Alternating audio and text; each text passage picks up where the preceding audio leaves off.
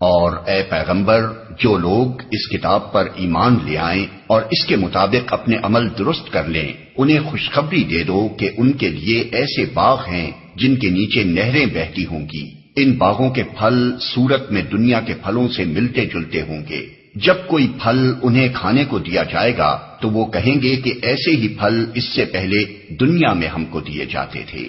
ان کے لیے وہاں پاکیزہ بیویاں ہوں گی اور وہ وہاں ہمیشہ رہیں گے۔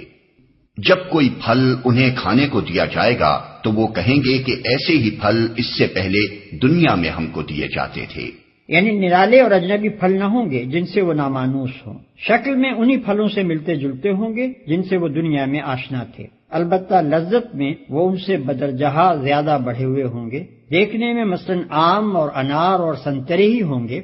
اہل جنت ہر پھل کو دیکھ کر پہچان لیں گے کہ یہ آم ہے اور یہ انار ہے اور یہ سنترا، مگر مزے میں دنیا کے آموں اور اناروں اور سنتروں کو ان سے کوئی نسبت نہ ہوگی۔ ان کے لیے وہاں پاکیزہ بیویاں ہوں گی۔ عربی متن میں ازواج کا لفظ استعمال ہوا ہے جس کے معنی ہے جوڑے، اور یہ لفظ شوہر اور بیوی دونوں کے لیے استعمال ہوتا ہے۔